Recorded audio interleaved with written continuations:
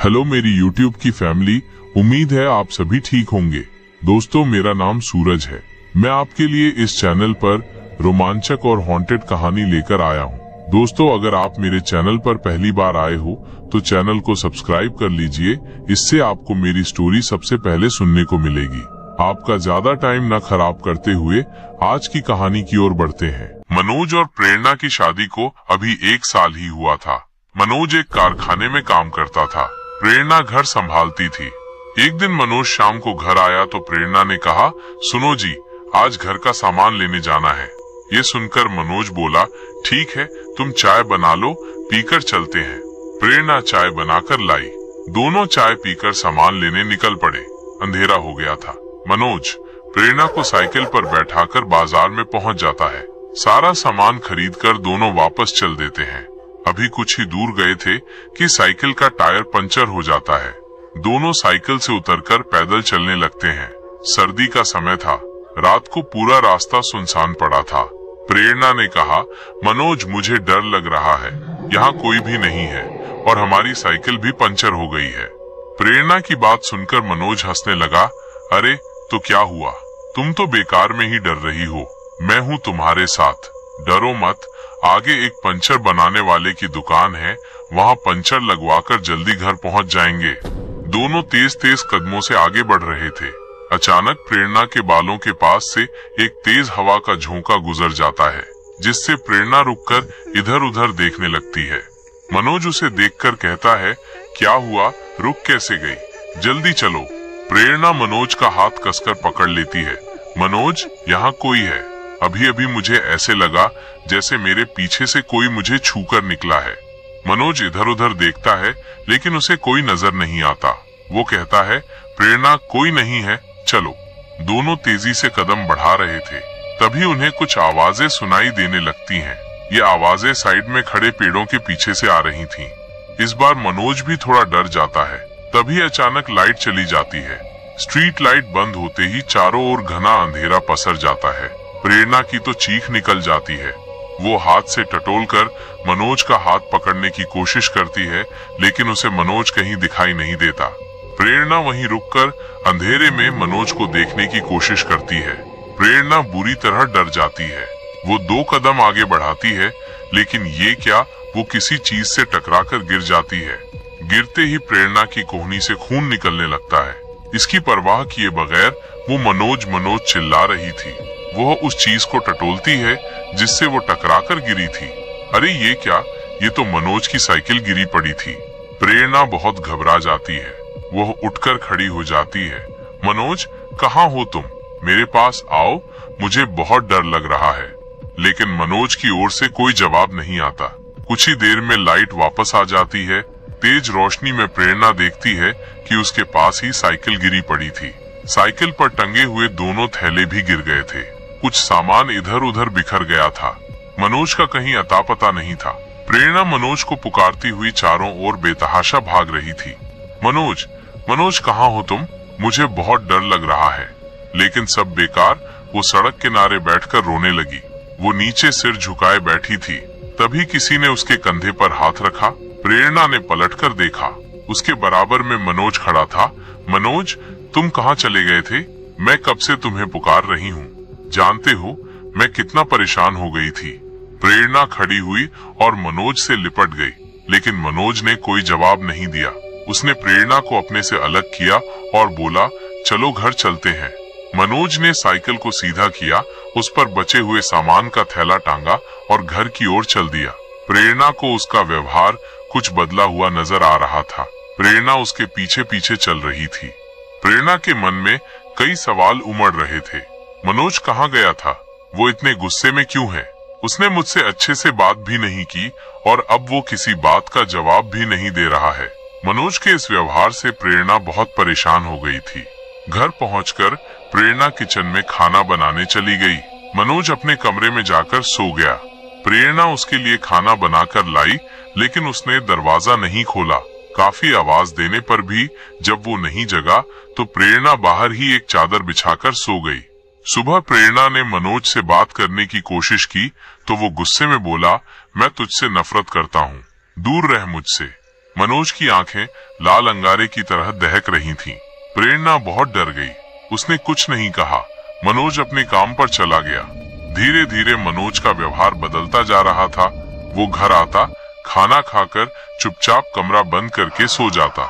एक दिन प्रेरणा ने कमरे में बने छोटे से रोशनदान से अंदर देखा तो मनोज दीवार की ओर मुंह करके खड़ा किसी से बात कर रहा था और हंस रहा था। प्रेरणा को कुछ समझ नहीं आया तो वो जोर जोर से दरवाजा पीटने लगी। काफी देर बाद मनोज ने दरवाजा खोला और गुस्से में बोला, क्या है, सो जा जाकर। प्रेरणा को भी गुस्सा आ गया। तुम किससे हंस हंस कर बातें कर रहे थे? तभी मनोज की आंखें लाल हो गईं। वो गुस्से में बोला, लेकिन उसकी आवाज में एक लड़की की आवाज शामिल थी।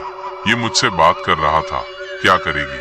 अब ये तेरा नहीं है, इसे मैंने अपने वश में कर लिया है। अपनी जान बचाना चाहती है तो भूल जा इसे और कहीं और चली जा। ये कहकर मनोज अंदर चला गया और जोर से दरवाजा बंद कर लिया। प्रेरणा बहुत डर गई। हे भगवान, इस पर तो किसी प्रेत का साया है।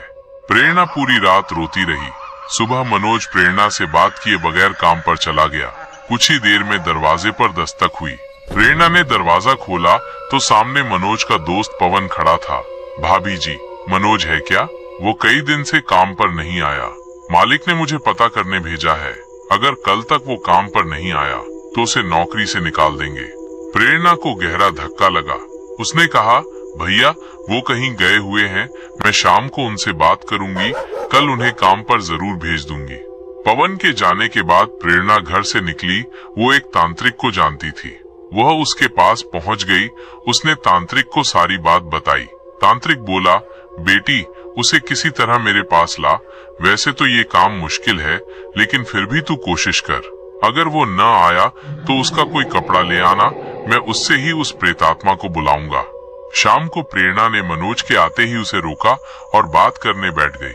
मनोज, मुझे मालूम है तुम मुझसे नफरत करते हो, लेकिन तुम काम पर भी नहीं जा रहे हो। अगर तुम कल तक काम पर नहीं गए तो तुम्हारी नौकरी चली जाएगी। मनोज गुस्से में बोला, मैं वो 2 टके की नौकरी नहीं करूंगा। वैसे भी मैं अब कोई काम नहीं करूंगा। प्रेरणा ने प्यार से मनोज को कहा, अच्छा मत करना, बस मेरी एक बात मान लो, कल मेरे साथ चलना, मैं तुम्हें किसी से मिलवाना चाहती हूँ। मनोज ने कहा, मैं तेरे साथ कहीं नहीं जाने वाला, तेरा मेरा रास्ता अलग अलग है। ये कहकर वो अपने कमरे में चला गया और दरवाजा बंद करके बैठ गया। अगले दिन प्रेरणा मनोज की कमीज लेकर तांत्रिक के पास गई। तांत्रिक ने तंत्र मंत्र करना शुरू किया। कुछ ही देर में मनोज वहाँ गुस्से में आया और लड़की की आवाज में बोला, तूने मुझे यहाँ बुलाया है? तू और इस तांत्रिक दोनों को मैं मार दूंगी। ये देखकर प्रेरणा रोने लगी। उसे बहुत डर लग रहा था। तांत्रिक ने कुछ और मंत्र पढ़कर एक बोतल से पानी लेकर मनोज पर फेंका। पानी पड़ते ही मनोज अपनी आवाज में चिल्लाने लगा, प्रेरणा, मैं मर जाऊंगा, मुझे बचा लो, ये तांत्रिक मुझे मार देगा। प्रेरणा बोली, बाबा इन्हें छोड़ दो, इन्हें बहुत तकलीफ हो रही है। तांत्रिक ने हंसते हुए कहा, चिंता मत कर, ये सब उसकी चाल है, चुपचाप बैठ, देख मैं क्या करता हूँ। तांत्रिक आंख बंद करके मंत्र पढ़ता और फिर पानी मनोज पर फेंक देता। कुछ देर में मनोज लड़की की आवाज में बोला, ठीक है, अभी तो मैं जा रही हूँ, लेकिन मैं इसे छोड़ूंगी नहीं। मनोज बेहोश होकर एक ओर लुढ़क गया। तांत्रिक बोला, जा ले जा इसे अपने घर, मैंने इसे उस पिशाचिनी की कैद से आजाद कर लिया, लेकिन ध्यान रखना वो फिर आएगी। पिशाचिनी इससे प्यार कर बैठी है, वो इतनी आसानी से इसका पीछा नहीं छोड़ेगी। जब भी तुझे इसका व्यवहार बदला नजर आए, तुरंत मेरे पास आ जाना। प्रेरणा ने मनोज के मुंह पर पानी के छींटे मारे। मनोज उठ गया जैसे वो किसी नींद में से जागा हो। मनोज बोला, अरे मुझे क्या हुआ था, मैं यहाँ कैसे आया, तुम रो क्यों रही हो? मनोज को जब प्रेरणा ने सारी बात बताई तो उसे यकीन नहीं हुआ था कि उसने प्रेरणा के साथ ऐसा व्यवहार किया था। मनोज बार बार प्रेरणा से माफी मांगता था, वो अपने किए पर पछता रहा था। ऐसे ही समय बीत रहा था। दोनों सब कुछ भूलकर अपनी जिंदगी में व्यस्त हो गए। तभी कुछ ऐसा होता है जिसकी उम्मीद न तो प्रेरणा को थी न मनोज को। एक दिन प्रेरणा कपड़े धोने के लिए मनोज की जेब जांच रही थी। तभी उसे एक खत मिला। खत लाल स्याही से लिखा था। लिखावट भी उटपटांग थी, लेकिन खत में जो लिखा था उसे पढ़ते ही प्रेरणा के होश उड़ गए। उसमें लिखा था, मनोज मैं तुमसे प्यार करती हूँ, मुझसे शादी कर लो, मेरे पास बहुत पैसा है, तुम्हें कभी जीवन में काम नहीं करना पड़ेगा, तुम अपनी पत्नी को छोड़कर सदा के लिए मेरे पास आ जाओ। प्रेरणा के हाथ से सारे कपड़े छूट गए, उसकी आंखों से आंसू बह रहे थे। जिस मनोज को मैंने अपने प्राण संकट में डालकर बचाया, वही मुझे धोखा दे रहा है, किसी अमीर लड़की के चक्कर में मुझे छोड़ने की तैयारी कर रहा है। प्रेरणा शाम तक रोती रही।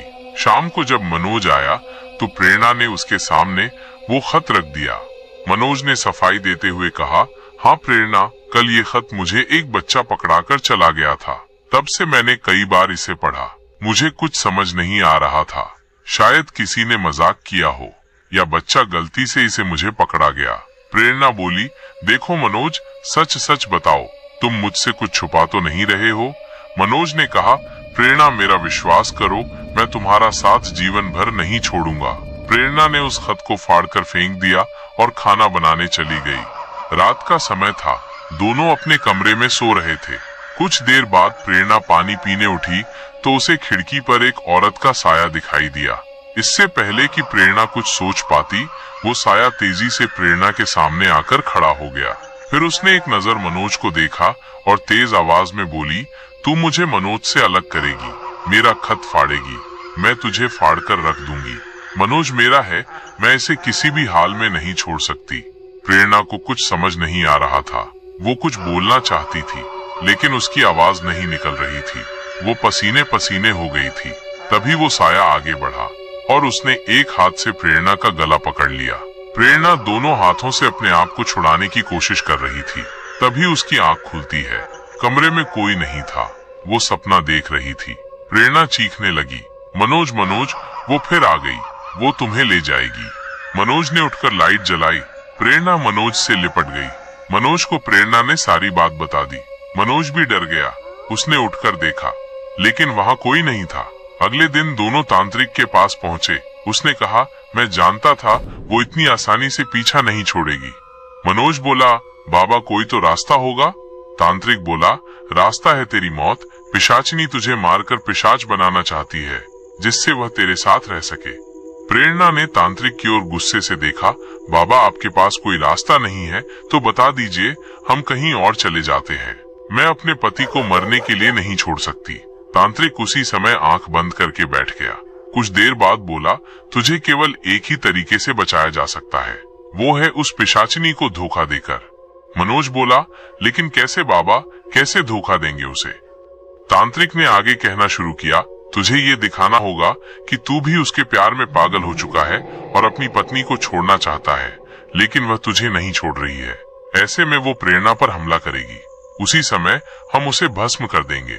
प्रेरणा बोली, ठीक है बाबा, आप तैयारी कीजिए, मैं तैयार हूँ। मनोज ये सुनकर गुस्से में बोला, नहीं बाबा, और कोई रास्ता बताइए, इस बार भी हम चूक गए तो वो प्रेरणा को मार देगी। तांत्रिक ने कहा, बेटा तू उसकी चिंता मत कर, इसे कुछ नहीं होगा। इस बार मैं ऐसा जाल बिछाऊंगा कि वो बच नहीं पाएगी। जैसा तांत्रिक ने बताया था, मनोज ने वैसा ही किया। वो उसी सुनसान सड़क पर पहुंचकर पिशाचिनी को बुलाने लगा। मनोज बुरी तरह रो रो कर उसे बुला रहा था। कहाँ हो तुम? मैं तुमसे प्यार करने लगा हूँ, मुझे पता है तुम भी मुझसे प्यार करती हो, मेरे पास आओ। कुछ ही देर में तेज हवा चलने लगी और मनोज को एहसास हुआ कि उसके पीछे कोई खड़ा है। पीछे एक काफी खूबसूरत लड़की खड़ी थी। वो बोली, तुम मुझसे प्यार करते हो? ये सुनकर बहुत खुशी हुई, चलो हम एक नई दुनिया बसाएंगे। मनोज बहुत डर गया था, लेकिन वो इतनी सुंदर थी कि एक बार मनोज भूल गया कि ये इंसान नहीं है। वो बोला, मेरी पत्नी मेरा पीछा नहीं छोड़ेगी। वो बोली, तुम उसकी चिंता मत करो, मैं उसे मार दूंगी। मनोज ने कहा, कब मारोगी? ये सुनकर पिशाचिनी हंसने लगी। उसके हंसने में मनोज खो गया। ऐसा लग रहा था जैसे वो सच में उससे प्यार करने लगा हो। कुछ ही देर में वो चली गई। चारों ओर सन्नाटा छा गया। मनोज अपने घर आ गया। प्रेरणा को उसने सारी बात बता दी। मनोज एक सुंदर लड़की से बात करके आया था। उसकी हंसी उसके दिलो दिमाग पर छा चुकी थी। मनोज जब सोने के लिए लेटा तो उसे नींद नहीं आ रही थी। रह रहकर उसका ख्याल उसे परेशान कर रहा था। अगले दिन जब मनोज काम पर चला गया, प्रेरणा तांत्रिक के पास गई। तांत्रिक ने कहा, तेरा पति खुद उसके प्यार में पड़ गया, अब मैं क्या कर सकता हूँ। वह उसके वश में हो गया है। तांत्रिक ने मंत्र सिद्ध करके एक माला प्रेरणा को दी और कहा, बेटी इसमें मेरी शक्तियाँ छुपी हुई हैं, बस इसे कभी अपने से अलग मत करना। जब भी पिशाचिनी तुझ पर वार करेगी खुद भस्म हो जाएगी। प्रेरणा ने घर आकर मनोज को सारी बात बताई, लेकिन मनोज ने इसे एकदम झुठला दिया। 2 दिन बाद वही हुआ जिसका डर था। प्रेरणा घर में अकेली थी। एक सुंदर सी लड़की उसके पास आई और मनोज को छोड़ने को कहने लगी। प्रेरणा समझ चुकी थी कि ये वही पिशाचिनी है। पिशाचिनी ने प्रेरणा पर वार करने के लिए जैसे ही हाथ उठाया, मनोज पीछे से आया और उसने इशारे से पिशाचिनी को मना कर दिया। फिर मनोज ने प्रेरणा की पीठ में चाकू से कई वार कर दिए। प्रेरणा घायल होकर वहीं गिर पड़ी। उसने देखा मनोज और पिशाचिनी दोनों ठहाका मारकर हंस रहे थे। दोस्त, इसके साथ ही आज की कहानी